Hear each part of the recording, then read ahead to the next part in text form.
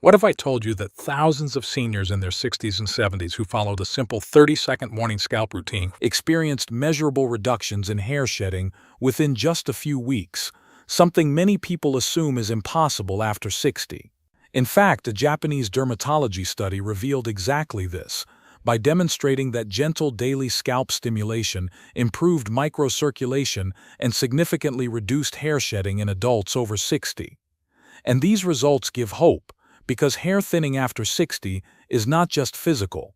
It chips away confidence as hormones change, circulation slows, and follicles receive less care than they once did. Many fear that once it starts, nothing can be done. But with the routine explained in this episode, it can be reversed. Welcome back to the Senior Health Podcast. Today, we are exploring why hair loss accelerates after 60, and how one simple 30-second morning routine helps protect hair strength and confidence at home. And as always, Japan's oldest doctor is guiding us. Doctor, why is this such a meaningful conversation for seniors right now? It matters deeply, John, because many seniors are told that hair loss is simply part of aging, even when it feels unsettling. But in reality, it is often a signal of reduced circulation and tension in the scalp. So what I want to share is not about forcing the body to change, but about gently reminding it how to find balance again, in a way that feels calm and realistic. I felt that immediately. Just before we started recording, I was reviewing research from the Cleveland Clinic showing that reduced scalp blood flow and chronic tension are closely linked to follicle miniaturization in older adults. And reading that, I kept thinking about how quietly this happens for seniors, long before anyone connects the dots or talks about it openly. Yes, and that quiet progression is what makes it so powerful to address. Small daily signals can remind the body how to maintain itself even later in life. So before we begin, comment A1 if hair thinning is something you have noticed, even slightly, over the past few years. Because many seniors feel alone in this, but you are not. I hear from so many seniors that the hair loss feels almost sneaky, like it starts quietly in the shower or on the pillow, and then suddenly feels harder to ignore. That quiet pattern tells us a lot. After 60, the scalp does not suddenly fail. It slowly becomes less supported. Circulation eases off, tension settles in, and the signals that keep hair anchored grow weaker over time. What seniors notice all at once has usually been building for years. That makes it feel less frightening somehow. It turns hair loss from a shock into something that finally has an explanation. Yes, and understanding that difference changes how we respond. Many seniors think the answer is to push harder with stronger products or more brushing. But an aging scalp does not need force. It needs consistency and calm signals that say, you are safe, you are supported. That framing feels kinder and honestly more realistic for seniors.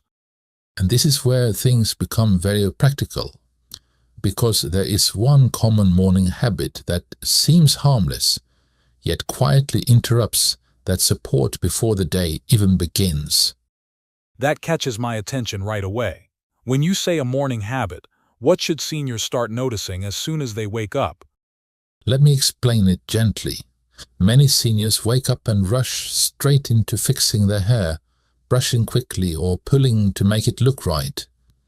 In that first fragile moment, the scalp is stiff, dry, and least prepared for tension. That small rush sends a message of stress instead of support. That feels uncomfortably familiar. It sounds like something seniors do automatically without realizing the impact.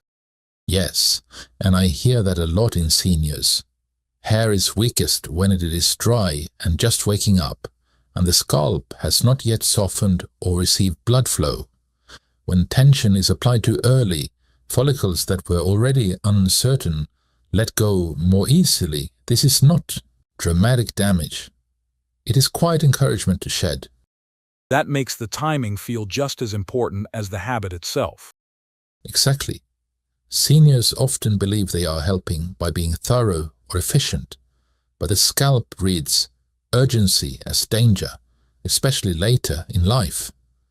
Over time, that repeated signal changes how long hair chooses to stay. It is surprising how something so small can repeat itself every single morning. And that repetition is what matters most. This habit happens daily, often without thought, and that is why its negative effect is so powerful. The body listens closely to what we do first thing each day. Those first signals tend to set the tone for everything that follows. That really shifts how I think about mornings and hair care. And there is very clear data that supports this, John. A Japanese study from the Tokyo Metropolitan Institute of Gerontology followed adults over 60 and found that daily repeated scalp tension, even mild tension applied each morning, was associated with a significantly higher rate of hair shedding over time. What stood out was that the strongest predictor was not how hard the scalp was stressed, but how often and when. Morning stress had a measurable impact because circulation and tissue flexibility are lowest at that time of day. That's striking, because it means what feels like a harmless rushed habit in the morning can quietly shape the scalp's health for years without anyone ever realizing it. Correct, but it leads us to the hopeful part. Once seniors understand this, they can replace that stress signal with something far gentler. Short, calm routines can protect follicles better than force ever could, and that difference changes outcomes over time. That opens a door for a different approach. How do seniors begin shifting from urgency to something gentler without feeling like they are doing less? Well, let me explain it this way. Seniors often believe effort equals effectiveness, so they assume more pressure or more time must mean better results. But the aging scalp responds differently than it did decades ago. Short, gentle routines work because they restore circulation and signaling without triggering stress responses. The key here is that calm consistency tells the follicles they are supported, not under attack. That reframes so much of what seniors have been taught. It sounds like doing less, but actually doing it more wisely. Yes, and that misunderstanding causes a lot of frustration.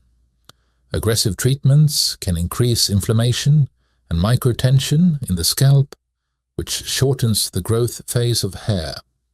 Gentle routines do the opposite by improving blood flow and relaxing the tissue that surrounds each follicle. Over time, that creates an environment where hair feels safe to stay. That idea of safety keeps coming up, and it feels emotionally true for seniors. Precisely. When seniors stop trying to force results and instead offer the body small, reassuring signals, it often responds in ways that feel surprisingly gentle and hopeful, and once that idea truly sinks in, what comes next is no longer overwhelming. The next step becomes simple, clear, and easy to put into practice. That makes me lean in. Everyone stay with us, please. Doctor, tell us, what does that gentle shift actually look like in real time each morning? Well, we start by slowing the moment down. When seniors wake up, before touching a brush or mirror, they simply place their fingertips gently on the scalp and take one calm breath. This tells the nervous system that there is no urgency, and it prepares the scalp to receive care rather than tension. That feels almost symbolic. It sounds less like hair care and more like setting the tone for the day. Yes, and that reminder matters. After that breath, the fingers make small, slow movements, just enough to wake the skin and encourage blood flow. 30 seconds is enough because the goal is not stimulation through force, but through presence and consistency. It is striking how brief that is, especially compared to what seniors are usually told to do. Can you explain to us what this movement exactly looks like so that seniors can try it themselves at home? Of course I can. We begin very simply. Seniors bring both hands to the sides of the head, resting them gently above the ears with the fingers relaxed and naturally spread. The hands are there to hold the scalp itself, not to rub the hair. From there the touch becomes steady but light, just enough so the skin moves together with the hands. Now slowly you guide the scalp a small distance forward and then back, almost as if you are loosening a tight fabric. After a few breaths, those same movements can soften into small, unhurried circles. There is no rush. You are watching for warmth, softness, or a sense of ease to appear. That sounds doable for every age. We do this for 15 seconds? Correct. And then for the next 15 seconds, without changing the pace, one hand shifts toward the forehead, just behind the hairline, while the other rests near the back of the head. With the hands placed this way, the scalp is gently guided forward and backward between them, followed by a brief pause to breathe. Many seniors notice this reaches areas that have felt still or guarded for a long time. Okay. In this way we have covered the whole head. We did. And what matters most is restraint. If the scalp feels tight, the movement becomes smaller, not stronger. Even half a minute of calm, deliberate motion is enough to begin supporting circulation. When done this way, confidence grows naturally, and the scalp often continues to feel warm or lightly pulsing even after the hands are removed. Those sensations tell us the tissue is beginning to respond. That really reframes everything. It takes the pressure off doing more and instead puts the focus on how you show up in that moment. It feels less like a routine to get through and more like a conversation with the body. Of course, the scalp does not measure effort by time, it measures quality of signal. When touch is calm and intentional, circulation improves without triggering inflammation or stress responses. That helps explain why so many longer routines end up feeling exhausting instead of supportive. And here is the part many seniors overlook. What happens beneath the skin during those 30 seconds matters more than the movement itself. Circulation shifts, tension softens, and the follicle environment changes almost immediately. That makes me curious about what is actually changing inside the scalp when seniors do this. Yes, and that curiosity is important. Once seniors understand what that brief routine is doing inside the scalp, its simplicity begins to feel comforting rather than insignificant. The body often responds quickly when it finally receives the right kind of signal, and that is where the real story begins. I want to understand that better. What exactly is happening inside the scalp during those 30 seconds that makes such a difference? Well, what I often notice first is a change in temperature and softness. In those 30 seconds, gentle touch widens tiny blood vessels just beneath the scalp, allowing more oxygen and nutrients to reach each follicle. At the same time, the nerves calm, which lowers stress signals that tell hair to let go. The scalp shifts from guarded to receptive. That feels almost like the scalp is being invited rather than pushed. It makes the biology feel personal, not mechanical. Yes, and that personal element matters. When circulation improves, growth signals last a little longer, and follicles are less likely to enter shedding too soon.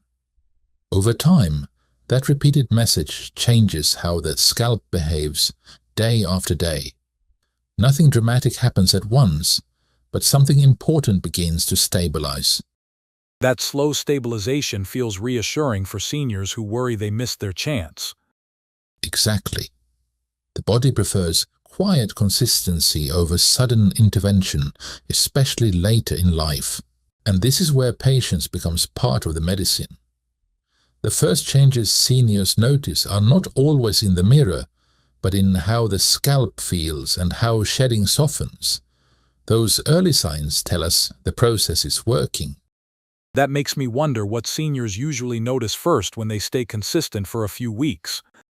That's a thoughtful question, John, because the first changes are rarely visual. After a few weeks, the shift often shows up in how the morning feels. Seniors tell me the scalp no longer feels guarded or tense, and washing their hair brings less worry. The body begins to expect care instead of strain, and that quiet shift alone starts to change how the whole system behaves. That emotional change feels just as important as anything physical. It sounds like fear loosening its grip before results appear. Yes, and that easing has biological meaning. When the body feels calmer, stress hormones decline and blood flow becomes more reliable. Over time, seniors often notice fewer strands left behind during washing or brushing. Hair feels a bit more secure, even if it looks the same at first. That quiet reassurance seems like it could keep seniors going instead of giving up. Exactly. Early progress does not arrive with fanfare. It shows up quietly in familiar sensations and small shifts in routine rather than in the mirror. And this is what I want listeners to hold on to. Those subtle signs are gentle invitations to keep going, not standards to measure themselves against. They are the body's way of responding to consistency, not perfection. That framing feels relieving. How can seniors hold on to that mindset on days when the routine feels easy to skip or imperfect? Well, let me explain it the way I share it with my own patients. Consistency is not about doing everything every day. It is about returning without punishment when a day is missed. When seniors remove judgment, the routine becomes something the body welcomes instead of resists. That feels kinder than most health advice seniors receive. It turns the routine into a relationship rather than a rule. Yes, and that distinction protects progress. When routines are framed as optional but supportive, seniors are more likely to return naturally. Even a few seconds done imperfectly keeps the signal alive. The key here is that the body responds to repetition, not discipline. That really changes how effort is defined. And here is what I often remind seniors. Missing a day does not undo the work. Stopping altogether does. That is a powerful line for anyone who tends to be hard on themselves. And this leads us forward. Once seniors understand this balance, they can listen more clearly to their bodies. Sometimes the body asks for patience. Other times it asks for guidance beyond routine. That makes me wonder how seniors can tell when they should simply stay the course and when it might be time to seek medical guidance. When changes feel steady but gentle, and there is no pain, redness, or sudden loss, staying the course is often the kindest choice. But if shedding becomes rapid, the scalp feels inflamed, or something feels unfamiliar, that is the body asking for professional guidance, not patience. That feels grounding and reassuring, especially for seniors trying to do the right thing without fear. Now I have a question for everyone listening. If this conversation resonated with you, take a quiet moment tomorrow morning to begin. Please like and share this episode and subscribe to the channel. Oh, and watch this next video right now. Yes, please. We've picked this one especially for you.